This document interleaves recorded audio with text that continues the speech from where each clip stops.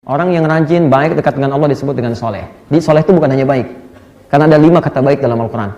Ada tayyib, Quran surah kedua, 168. Ada kemudian khair, disambung khair, Quran surah ketiga ayat 110. Ada ma'ruf, Quran surah ketiga ayat 104. Ada ihsan, Quran surah ke-31 ayat ke-14 dengan Quran surah ke-46 ayat 15. Ada salih, salih yang kelima, Quran surah ke-7 ayat 189. Kalau disebutkan salih, itu bukan cuma baik, tapi baik, dekat dengan Allah, kemudian meningkat sisi spiritual dan ibadahnya. Maka diistilahkanlah dengan 4 salafus saleh, generasi terdahulu yang hidup di tahun 200 Hijrah. Jelas ya? Jadi kalau disebut salaf itu 200 Hijrah, bukan yang sekarang. Kalau yang sekarang khalaf. Ibnu Qayyim al-Jauziyah itu khalaf, Ibnu Taimiyah itu khalaf, gitu kan? Kemudian Syekh Muhammad Nasruddin Al-Albani itu khalaf, apalagi saya, ya. Saya katakan tadi khalaf banget. Kemudian, tapi kalau kita ikut ke sini, kita lihat nanti. Siapa 4 ulama ini? Kita teruskan. Nah ini. Pertama Abu Hanifah, Nu'man bin Bashir, ya, yang lahir tahun 80 Hijrah, wafat tahun 150 Hijrah. Ya, kunyahnya Abu Hanifah. Abu Hanifah. Ini Masya Allah, cerdas, pintar, luar biasa, ingatannya sangat kuat, dan beliau yang meresum juga tuntunan Nabi. Kitabnya ada. Ya, kitabnya ada semua. Kemudian ada Imam Malik bin Anas, ya, Imam Malik bin Anas. Namanya bapaknya Anas, Anas bin Malik. Lucu juga ini. Ya, cukup menarik. Ini Malik bin Anas.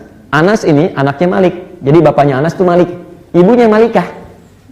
Ya, anaknya Anas, bapaknya Malik, ibunya Malikah. Jadi begitu tumbuh usia 10 tahun, meninggal bapaknya, ibunya menitipkan di rumah Nabi. Lihat visinya, Bu, ya, single parent. Saya mau sampaikan sedikit aja. Ini cara berpikir para sahabat bagaimana menata masa depannya. Jadi ketika Abbas bin Abdul Muttalib paman Nabi yang beda 3 tahun usianya dengan Nabi, punya anak nanti yang bungsu laki-laki namanya Abdullah, dikenal dengan Abdullah bin Abbas, disingkat Ibnu Abbas. Ketika mulai tumbuh, beliau itu pengusaha, sukses luar biasa, sibuk, tapi masih menyempatkan waktu di weekend belajar dengan Nabi. Ketika sadar tidak semua waktunya bisa digunakan untuk belajar, maka beliau punya visi, minimal ada anak saya yang mendalami ilmu syariat. Maka didekatkan ke majelis Nabi, ponakan Nabi ini. Belajar, kadang-kadang Nabi ngajar, beliau merangkak, gitu kan? Kadang Nabi doakan, yang Allahumma faqihu fiddin wa alimhu ta'wil itu. Tahu apa yang terjadi? Ketika Nabi meninggal dunia, anak ini masih usia 13 tahun, 14 tahun. Bapaknya hafal 200 hadis, anaknya hafal 2000 hadis. Jadi kita harus punya visi, teman-teman. Anda boleh sibuk, tapi anak-anak kita siapkan. Antum belum hafal Quran sekarang. Masa di antara sekian anak antum gak ada yang hafal? Bapaknya boleh gak hafal, anak saya mesti hafal. Anak saya belum hafal, cucu saya harus hafal. Kalau cuma urusan dunia, jangankan antum. Orang non-muslim juga berlomba untuk dunia. Jadi kalau cuma antum banggakan urusan dunia, gak usah bangga lah. Persaingan kita gak ada apa-apanya.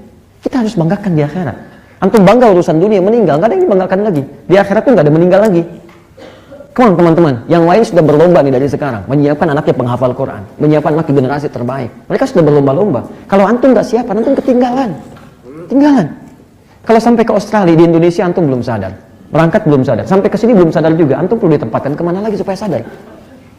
Ya, cepat kembalikan. Ya, kembalikan. Ya. Nah ini poinnya. Lalu kelihatanlah oleh Umar bin Khattab visi ini. Umar ketika pindah ke Madinah ingin selangkah lebih maju dibandingkan dengan Abbas.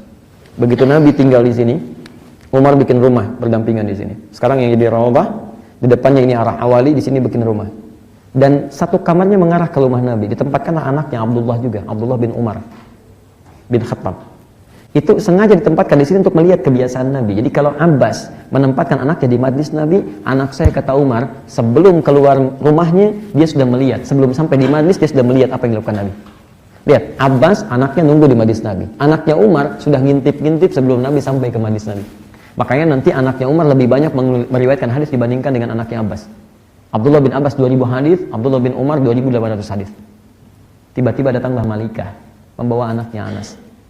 Abbas nunggu di majlis Nabi. Umar bikin rumah ngintip-ngintip kepada rumah Nabi. Anak saya masuk ke rumah Nabi. Ya, itu sih. Dan single parent sudah meninggal dunia suaminya dan sebagainya. Tapi bukan halangan untuk menjadikan anak saya lebih baik. Dan saya pengen punya investasi untuk suami saya dan sebagainya. Itu luar biasa. Datanglah pada Nabi. Ya Rasulullah, hadza ghulamun syab. Ini anak saya, anaknya cerdas, cekatan. Tolong angkat dia jadi pembantu Anda. Nabi tahu ini dititipkan bukan untuk disuruh jadi pembantu, paham beliau, maka diterimalah di rumahnya. Itu membantu Nabi kurang lebih sampai dengan wafatnya Nabi SAW. 10 tahun bantu di rumah Nabi. Apa kata Anas ini ketika ditanya, ya Anas, apa kalimat yang sering Anda dengar ketika membantu Nabi? Kata Anas, wallahi, demi Allah, saya tidak pernah dengar kalimat apapun selama membantu Nabi kecuali satu. Ya Anas, madza akhdumuk? Anas, apa yang bisa saya bantu untuk kamu? Nabi SAW. Karena itulah Anas jadi orang soleh, termasuk didoakan supaya hidupnya sejahtera. Kemudian lahirlah anak darinya, nama Malik bin Anas. Malik ini tinggal di Madinah sampai kemudian meninggal dunia, nggak pernah keluar dari Madinah. Dikenal dengan Imam Darul Hijrah. Lahir tahun 93 Hijrah, wafat tahun 179 Hijrah. Masih dalam 200 Hijrah? Masih ya? Baik. Madhabnya dikenal dengan nanti Imam Malik ya, menulis kitab Al-Muwatta. Kemudian Asy-Syafi'i, namanya Muhammad bin Idris. Kakeknya diantaranya namanya Asy-Syafi'i. Ini lahir tahun 150 Hijrah. Jadi begitu ini wafat, beliau lahir.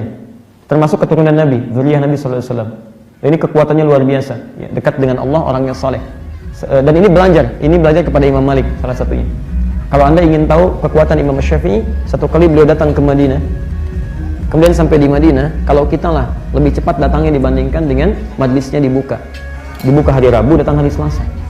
Tidak mengganggu syekhnya, tidak ngetok, tidak mengatakan saya datang jauh-jauh, tapi adabnya luar biasa. Makanya dulu orang belajar adab dulu sebelum belajar ilmu. Itu nunggu di depan pintu, nggak ganggu syekhnya, tunggu aja sampai dibuka besoknya. Begitu dibuka, kata Imam Malik minta kepada asistennya, iftahil bab, buka pintu. Di sana ada seorang sudah menunggu lama. Padahal nggak pernah keluar Imam Malik. Begitu keluar, datang di majlis, datang Imam Asy-Syafi'i. Madza indak? Kata Imam Malik, madza turid? Apa yang kamu inginkan? Uridul hadis, saya pengen belajar hadis. Madza indak? Apa yang kamu punya? Hafidhul Muwatta. Saya sudah menghafalkan kitab Al-Muwatta. Dalam semalam menunggu besok itu menghafal Al-Muwatta. Tebalnya segini. Imam Asy-Syafi'i. Asy-Syafi'i ketika merasa hafalannya mulai berkurang, pernah satu ketika datang pada guru Imam Waqi. Syaqaltu waqi'an an su'i hifdhi, fa nasahani an atrukal ma'asi. Faqala li al-ilmu nurun wa nurullahi la yunzalu ilal 'asi. Saya pernah merasa mengadu pada Imam Waqi guru saya tentang buruknya hafalan saya. Buruknya Imam Syafi'i mungkin beda titik, beda koma. Anda bayangkan, kata syekhnya, ilmu itu cahaya, dan cahaya Allah nggak akan diturunkan pada pelaku maksiat. Tinggalkan maksiat. Ini rumus. Kalau Anda ingin diajarkan oleh Allah kebaikan-kebaikan lebih daripada yang lain, tingkatkan takwa, ibadah, tingkatkan jauhi maksiat. Bukti terbaiknya Imam Syafi'i.